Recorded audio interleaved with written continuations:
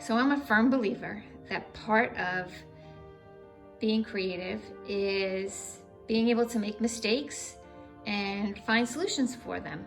So I started this painting probably about 6 months ago. Yeah, about 6 months ago.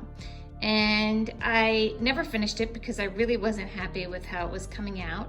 And I knew that there was something in me that was more creative, more me than this.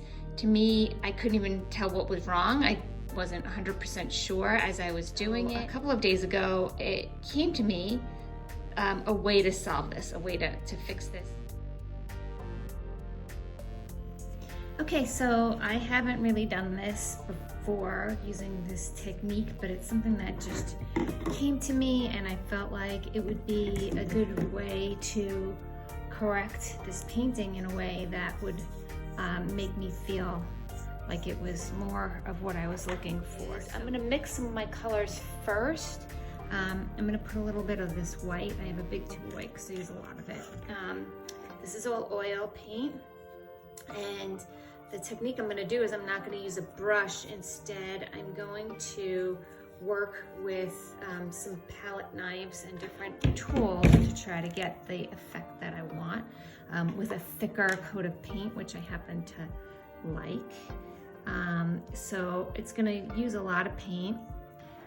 Here's my blue. I also like to mix some thinner in with this. And I use this gel, solvent-free gel. I'm gonna try to get some of the colors that I want here by mixing some of this blue with some white.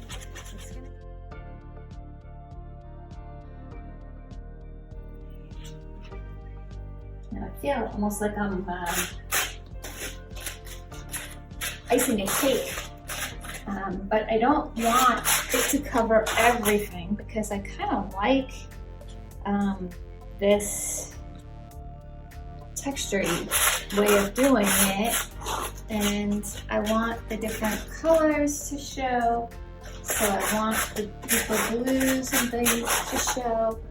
I think that's giving me a little more depth and interest to my painting. So I'm really liking that piece.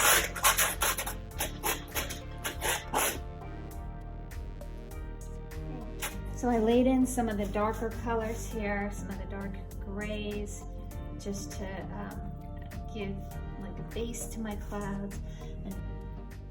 And now I'm adding in some white to make them nice and fluffy and three-dimensional and come to life.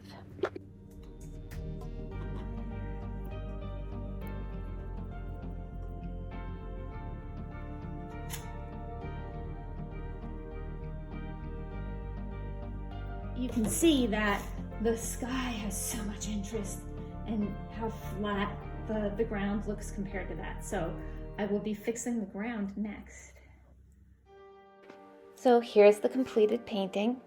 I'm much happier with it. I feel that by adding the texture, it has a lot more depth and emotionality than the original had.